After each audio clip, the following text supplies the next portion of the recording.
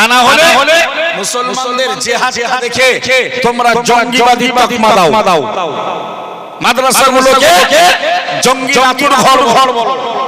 কিন্তু এই হাদিসটা পড়েছো? প্রিয় নবী আমার বলেন উনসুরা খাকা যালিমান আও মাজলুমান আও কামা কালা আলাইহিস সালাম। প্যারা নবী মুহাম্মদুর রাসূলুল্লাহ সাল্লাল্লাহু আলাইহি ওয়াসাল্লাম আল্লাহ নবী জানিয়ে দিলেন, ও আমার সাহাবারা মনে রাখো, ও আমার উম্মতিরা মনে রাখো, না না না, তোমরা যখন দেখবে দুই পক্ষ জালিম আর মাজলুম তারা মাঠে ময়দানে লড়াই করছে, সংগ্রাম করছে, উনসুরা খাকা যালিমান আও মাজলুমা, ও আমার সাহাবারা তোমরা ওই মুহূর্তে জালিম এবং মাজলুমকে তোমরা সাহায্য করো। একটু জোরে বলুন সুবহানাল্লাহ। সাহাবীরা বললেন, হুজুর মাজলুম জালিম মানে অত্যাচারী, আর মাজলুম মানে অত্যাচারিত। খুব ভালো করে বুঝতে হবে। জালিম যে অত্যাচার করে, মাজলুম যার উপরে অত্যাচার করা হয়। নবী বললেন তোমাদের ভাই জালিম এবং মাজলুম, অত্যাচারী এবং অত্যাচারিত উভয়কে তোমরা সহযোগিতা করো।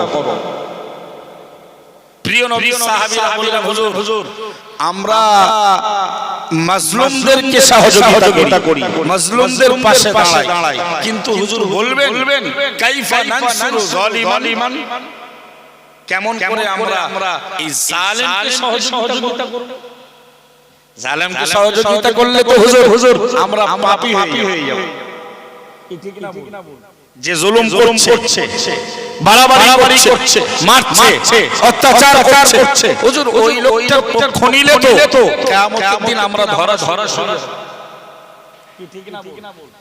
প্রিয় নবী সাহাবীরা বললেন, ইয়া রাসূলুল্লাহ, হাবিবাল্লাহ, হুজুর আমরা তো মাজলুম তথা যারা অত্যাচারিত, যাদের উপরে অত্যাচার করা হয় হুজুর, ওদেরকে তো আমরা সহযোগিতা করি, ওদের পাশে দাঁড়াই, ওদের বিপদে আমরা ভাগীদার হয়ে পড়ি। ইয়া রাসূলুল্লাহ, হাবিবাল্লাহ, একটু আপনি বিশেষ করে ইয়া রাসূলুল্লাহ, হাবিবাল্লাহ বিস্তার করে বর্ণনা করে বলুন কাইফা নানসুরু যালিমান, আমরা জালিম অত্যাচারী মানুষকে কেমন করে সহযোগিতা করব। প্রিয় নবী মুহাম্মদ রাসূলুল্লাহ সাল্লাল্লাহু আলাইহি ওয়াসাল্লাম আল্লাহ নবী বললেন, ও আমার সাহাবারা মনে রাখো, তোমরা জালিম যখন অত্যাচার করার জন্য হাত উঁচু করে দেবে, তরবারি আগিয়ে দেবে, না না না, কামান থেকে গুলি বার করবে, যখন থেকে ধনুক বার করবে, হাত যখন তুলবে, অত্যাচার করার মানুষই কথা আমি মুহাম্মদুর রাসূলুল্লাহ সাল্লাল্লাহু আলাইহি ওয়াসাল্লাম আমি রাসূলুল্লাহ জানিয়ে দিলাম, না না না, এই সময় জালিমের হাত ধরে তোমরা জুলুম করা থেকে বাধা দিয়ে জালিমকে সহযোগিতা করবে। একটু জোরে বলুন সুবহানাল্লাহ। ওর জুলুম করার আগে ওকে বাধা দিয়ে দাও, তাহলে ও জালিম হবে না, আর কোন মানুষে মাজলুমও হবে না। জোরে বলুন, এটার নাম ইসলাম। যারা জিহাদকে জঙ্গিদের সঙ্গে উপমা দেয়, তকমা লাগায়, জঙ্গিদের সঙ্গে কম্পেয়ার করে, তুলনা করে, এদের এই হাদিসটা বোঝা উচিত ছিল যে মুসলমানদের নবী, মুসলমানদের স্কলার, মুসলমানদের গাইডম্যান, মুসলমানদের রাহবার প্রফেট মুহাম্মদুর রাসূলুল্লাহ সাল্লাল্লাহু আলাইহি ওয়াসাল্লাম তার চরিত্র কত উন্নত। সাধারণভাবে আপনাকে যদি বলি ভাই জালেম আর মাজলুম দুজনকে তুমি সহযোগিতা করো, আপনি বলবেন যে হুজুর আমরা জালেমকে সহযোগিতা কি করে, যে লোক যে মার খেয়েছে ওরে ট্রিটমেন্ট করলাম, ওর পাশে দাঁড়ালাম, সহযোগিতা করলাম, পসিবল। কিন্তু জালেমকে সহযোগিতা করব, নবী বললেন ওরা যখন হাত তুলবে অত্যাচার করার লক্ষ্যে, কদম তুলবে অত্যাচার করার লক্ষ্যে, তখন তোমরা ওদেরকে বাধা দাও। জোরে বলুন, এর নাম ইসলাম। বক্তব্য আমার ওই জায়গা নয়, আমি আপনাকে বোঝাতে চাচ্ছিলাম আল্লাহ আর তার রাসূলের ডাকে সাড়া দিলে একটা একটা ভালো জীবন পাওয়া যায়। এই ডাক বলতে নামাজ, এই ডাক বলতে রোজা, এই ডাক বলতে শরীয়তের যেগুলো বিধান আছে, আল্লাহর আদেশ আছে, ওইগুলো মান্যতা দেওয়া। এই ডাক বলতে আল্লাহ যেগুলো শরীয়তে হারাম করেছেন ওগুলো ছেড়ে দেওয়া। এগুলোতে যদি আমরা ঠিক সঠিক অ্যানসার দিতে পারি, আমরা আল্লাহ রাসূলের ডাকে যদি সাড়া দিতে পারি, তাহলে বিনিময়ে আল্লাহ আমাদেরকে এমন এক জীবন দেবেন যে জীবনটা ইহকাল পরকাল, ইহকাল অপেক্ষা পরকালের জীবনটা যার শেষ নাই। জোরে বলুন না।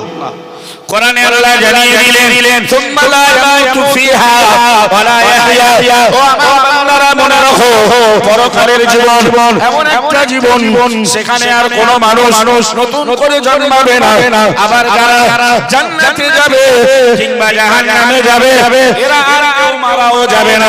একটু জোরে বলুন সুবহানাল্লাহ। সুতরাং সেই জীবনটার কোনো শেষ নেই। অন্য এক আয়াতে এসেছে নারী পুরুষদের ভেতরে মান আমিলা সালিহাম মিন যাকারিন আও উনসা ওয়া হুয়া মুমিনুন, ঈমান অবস্থায় নারী পুরুষের ভেতর থেকে যারা সৎ কাজ করে, ভালো কাজ করে, আল্লাহ তাদের ব্যাপারে বললেন ফালা নুহিয়ান্নাহু হায়াত তাইয়্যিবা। অবশ্যই আমি আল্লাহ তাদেরকে একটা পবিত্র জীবন দেব। আল্লাহ তাআলা কোরআনের অন্য আয়াতে বলেছেন আকালা রাব্বুকুম উদউনি আস্তাজিব লাকুম। বান্দা, হে আমার নবী, তুমি তোমার উম্মতকে শুনিয়ে দাও যে তোমাদের রব বলেছে বান্দা তোমরা আমি আল্লাহকে ডাকো, আমি আল্লাহকে ডাকলেই আমি আল্লাহ আস্তাজিব লাকুম, তোমাদের ডাকে সাড়া দিয়ে দেব। জোরে বলুন। আমরা ঘোর বিপদে ভাই। আমাদের কেন্দ্রের মন্ত্রী বলেন, নেতা বলেন, আর রাজ্যের নেতা মন্ত্রী বলেন, কেউ বলে মুসলমানদের পক্ষে নয়। মুসলমানদের একমাত্র বন্ধুকে আল্লাহ। আর মুসলমানের একমাত্র বন্ধু মুসলমান, নামধারী মুখোশধারী মুসলমান নয়। আমাদের দেশের আমাদের রাজ্যের অনেক মুসলমান নেতা আছে, কিন্তু এরা নিজেদের আখের ঘোষণায় ব্যস্ত। জাতি ধ্বংস হোক। আরে সেই মাওলানা সিদ্দিকুল্লাহ চৌধুরীর মতো এক মাওলানা বসে আছে, কাবল মাওলানা। ও দেখতেছে ধান্দা, আমি ৮০,০০০ টাকা মাইনে পাই, আমার ছেলে জামাই ভাই নাতি বেশ সবাই চাকরিও পেয়ে যাচ্ছে, তাহলে আমার প্রতিবাদ কি দরকার? কিন্তু বাংলার মাটিতে একদিন এই মাওলানা সিদ্দিকুল্লাহ চৌধুরী সাহেব ধুরন্ধর প্রতিবাদের মুখ ছিল। তার প্রতিবাদ কলকাতাকে স্তব্ধ করত। কথা বুঝছেন? সুতরাং ভাই মুসলমানের বন্ধু মুখোশধারী মুসলমান নয়, প্রকৃত মুমিন। আল্লাহ কোরআনে বলেছেন ইন্নামাল মুমিনুনা বা'দুহুম আউলিয়াউ বা'দ। আল্লাহ বললেন মুমিনের বন্ধু কিছু মুমিন। বলুন। আর কি বললেন? আল্লাহু ওয়ালিউল মুত্তাকিন। আর যারা মুত্তাকিন, যাদের অন্তরে আল্লাহর ভয় আছে, খোদার ভয় আছে, পরহেজগারিতা, সাবধানতার সেফাই জীবন যারা লাভ করে, আল্লাহ বললেন ওদের বন্ধু আমি আল্লাহ। জোরে বলুন তাকওয়া। এখন একটা সাবজেক্ট উঠে এলো মুত্তাকিন তথা তাকওয়া। এটা কিন্তু ভাই আরেক স্পেশাল অফার। আমরা মানুষ যারা আমরা যদি তাকওয়ার উচ্চ শিখরে পৌঁছাতে পারি, আমাদের নাম হবে তখন মুত্তাকিন। মানে আমরা নিজেরা আমরা জাহান্নাম থেকে বাঁচার উপায় বার করেছি। তাকওয়া কথার অর্থ হলো অকয়াকি থেকে এসেছে, মানে বাঁচা। নিজে নিজের জীবনটাকে সুরক্ষা দেওয়া, বাঁচানো। তো মুত্তাকিন হওয়ার ভাই অনেকগুলো গুণ আছে।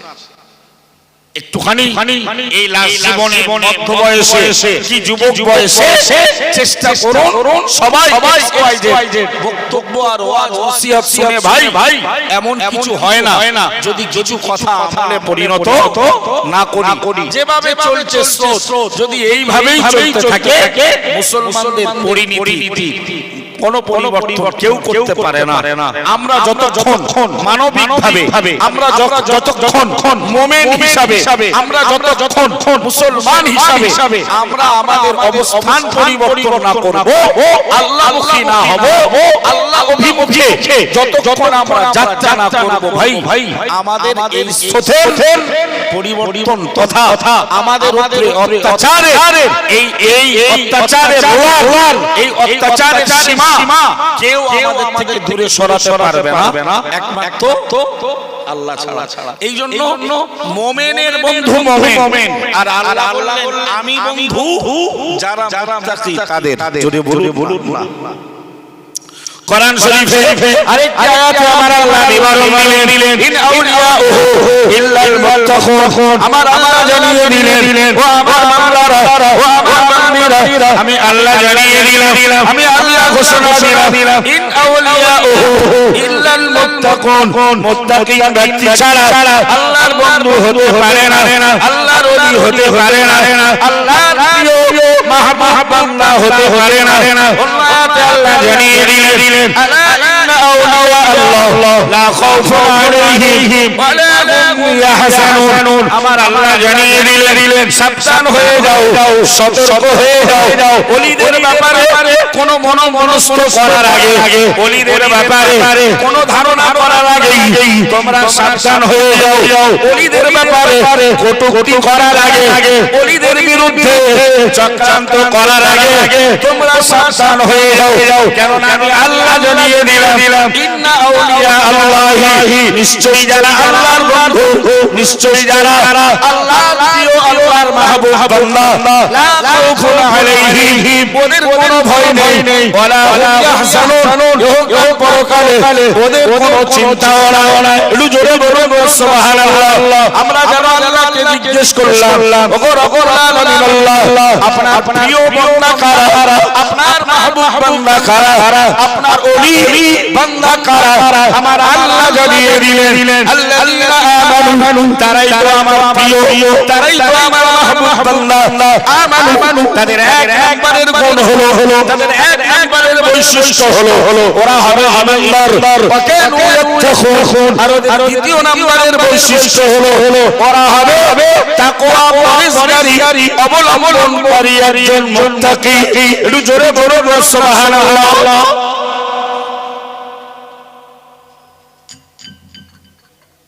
ওরা এক নম্বরের ওরা ঈমানদার।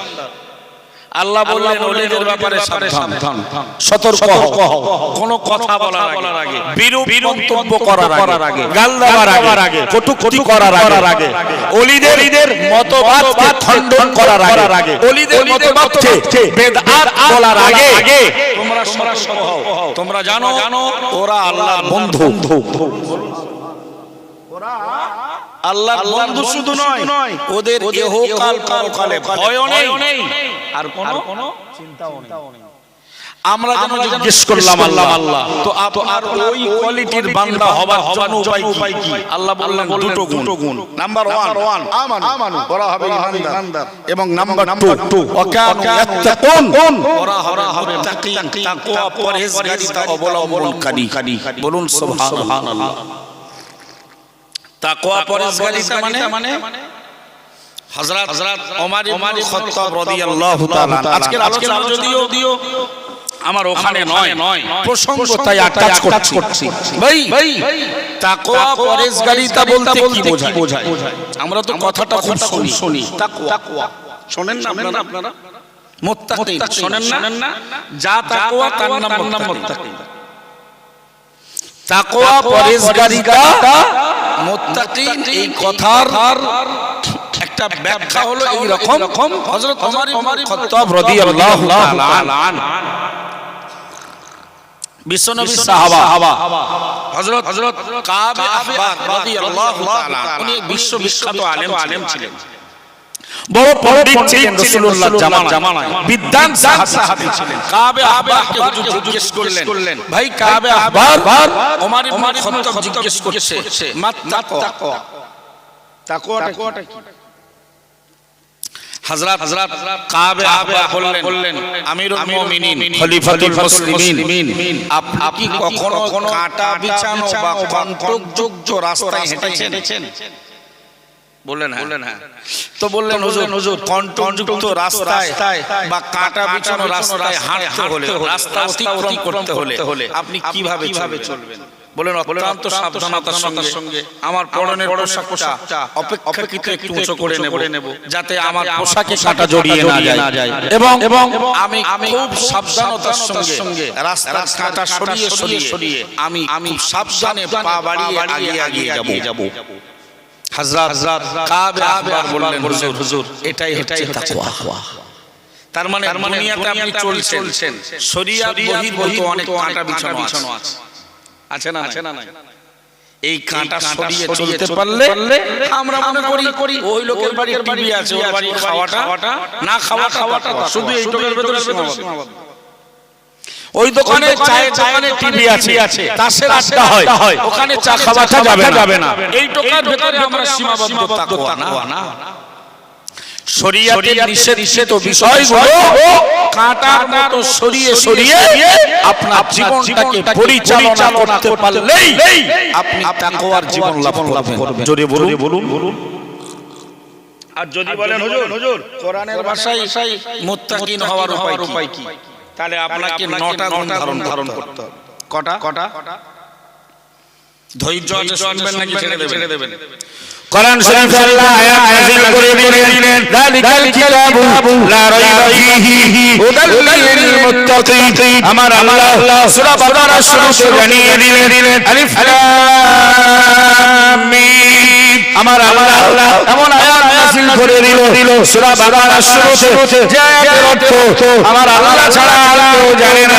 तमाम পৃথিবী, तमाम আরব ভূমি, আরব বিশ্বের নেতারা, বড় বড় শাইখেরা, তারা সবাই পরাস্ত হলো। আমার আল্লাহ জানিয়ে দিলেন যালিকাল কিতাবু লা রাইবা ফীহি। ও আমার বান্দারা মনে রাখো, ও পৃথিবীবাসী মনে রাখো, এমন গ্রন্থ, এমন পুস্তক আমি আল্লাহ নাযিল করলাম, অবতীর্ণ করলাম, যার ভেতরে ভূতের কথা সন্দেহের কোনো জায়গা নাই, সন্দেহের কোনো অবকাশ নাই। আমরা যেন জিজ্ঞেস করলাম, ওগো রব্বুল আলামিন আল্লাহ ওই কিতাবকে আপনি নাযিল করলেন, মহান আল্লাহ জানিয়ে দিলেন হুদাল লিল মুত্তাকিন। মুত্তাকিন যারা, তাকওয়ার জীবন লাভ করে যারা, আল্লাহর ভয় ভীতি যারা অন্তরে সঞ্চারিত করে জীবন পরিচালনা করে, ওদের জন্য হেদায়েতের বাণী। একটু জোরে বলুন সুবহানাল্লাহ।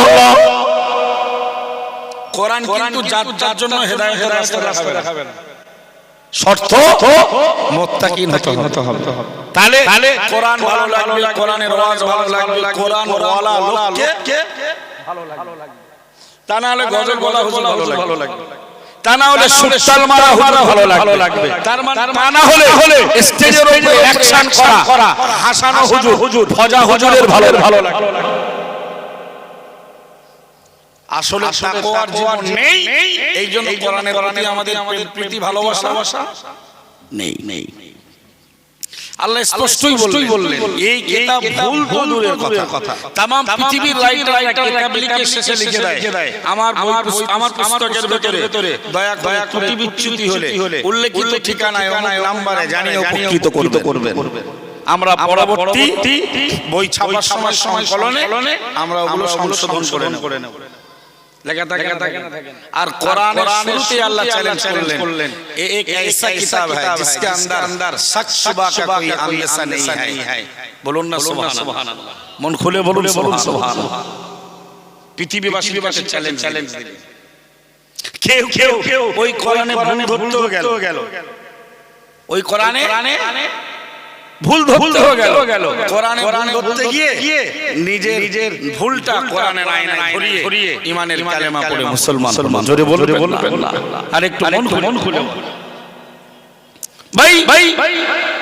তো আল্লাহ বললেন এই কোরআন হেদায়েতের রাস্তা দেখাবে, জান্নাতের রাস্তা দেখাবে, সঠিক রাস্তা দেখাবে। নামাজ পড়ছেন আর পুঁতি পড়া মতো বুলি পড়া মতো পড়ছেন, ইহদিনাস সিরাতাল মুস্তাকিম পড়েন না। আলহামদুলিল্লাহি রাব্বিল আলামিন। সমস্ত প্রশংসা বিশ্ব জগতের পালনকর্তা আল্লাহর জন্য।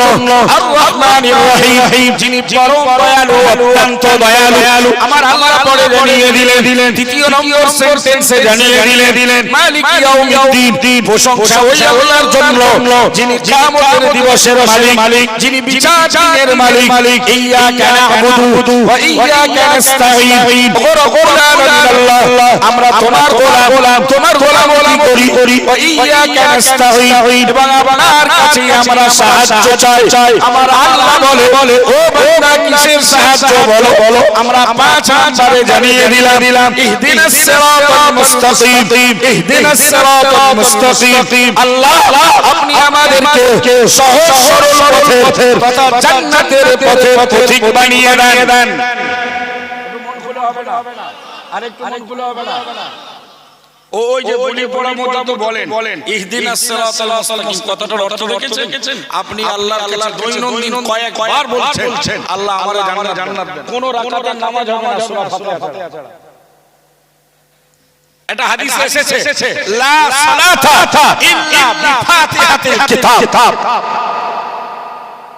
একেবারে এসেছে সূরা ফাতিহা ছাড়া নামাজি সব রাকাতেই সূরা ফাতিহা পড়া জরুরি। ভাই তো আপনিও বলছেন ইহদিনাস সিরাতাল মুস্তাকিম। আল্লাহ আপনি আমাকে সহজ সরল পথ দেখান। আপনি না বললেও ইমামের পেছনে শুনছেন, আর শেষে কি করছেন? আমিন। কি পড়ছেন? আমিন মানে হে আল্লাহ, আপনি ইমাম সাহেবের, আমাদের এবং ইমাম সাহেবের পক্ষে দোয়াগুলোকে আপনি কবুল ও মঞ্জুর করুন। বলুন না সুবহানাল্লাহ। তার মানে আপনি দোয়া সবার সমর্থিত। কিন্তু ওই হেদায়েত মিলবে কাদের? অনলি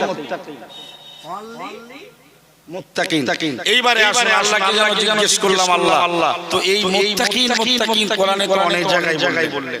কোরআন শরীফের আরেক আল্লাহ জানিয়ে দিলেন, ইয়া আইয়ুহাল্লাযীনা আমানু কুতিবা আলাইকুমুস সিয়ামু কামা কুতিবা আলাল্লাযীনা মিন ক্বাবলিকুম লাআল্লাকুম তাত্তাকুন। আমার আল্লাহ বলে, ও ঈমানদার বান্দা বান্দীরা, তোমরা মনে রাখো তোমাদের উপরে রোজা ফরজ করা হলো কামা কুতিবা আলাল্লাযীনা মিন ক্বাবলিকুম, যেমন ফরজ করা হয়েছিল তোমাদের পূর্বের নবীদের উম্মতদের উপরে, লাআল্লাকুম তাত্তাকুন, যাতে তোমরা রোজা ও ইবাদত করে তোমরা মুত্তাকিন হয়ে যাও। একটু জোরে বলুন সুবহানাল্লাহ। ওখানে ভাষার কথা, রোজা করবেন কেন? মুত্তাকিন হওয়ার জন্য। সুবহানাল্লাহ বলবেন। এবারে কথা শুনবেন। আর একটা স্পষ্ট কথা আল্লাহ কোরআনে বলেছেন, ওয়ামাই ইয়াত্তাকিল্লাহা ইয়াজআল লাহু মাখরাজা। কোরআনের আয়াত। আল্লাহ বলেন, যারা তাকওয়া জীবন লাভ করে, আল্লাহ ভয় করে, আল্লাহর ভয় ভীতি অন্তরে সঞ্চারিত করে, ছড়িয়ে দেয়। আল্লাহ বলেন, ইয়াজআল লাহু মাখরাজা। ওদের সামনে যত বাধা থাক, যত ব্যারিকেড থাক, আমি আল্লাহ সব বাধা পার করিয়ে রাস্তা বার করে দেব। আরেকটু মন খুলে বলুন। চলুন এই বাধা পার হওয়ার ঘটনা শোনাবো সময় সাপেক্ষে। এখন আমরা শুনে নেব মুত্তাকিন হওয়ার গুণগুলো কি। আল্লাহ কোরআনে তো আপনি একাধিক জায়গায় ওলি হতে পারেন না মুত্তাকিন ছাড়া। ওলি কারা? আপনি বললেন ঈমানদার আর মুত্তাকিনরা। আপনি এখানেও বললেন কোরআন হেদায়েত করে মুত্তাকিনদের। রোজা রাখবে কেন? মুত্তাকিন হওয়ার নেশায়। তা আল্লাহ সেই মুত্তাকিন হব কি করে? ওমর ইবনে খাত্তাবের বর্ণনা অনুযায়ী কাবে আহবার জবাব দিলেন, কণ্ঠযুক্ত রাস্তায় যেমন সাবধানে চলতে হয়, দুনিয়ায় আপনার কাঁটা বিছানো আছে সুদ, ঘুষ, মিথ্যা, জেনা, অপবাদ, চগলখড়ি, পরনিন্দা, পরচর্চা, গীবত। এই কাঁটা সব দুনিয়ায় থাকা মানে এই কাঁটা রাস্তায় আসবে না। এই কাঁটা সরাতে হবে।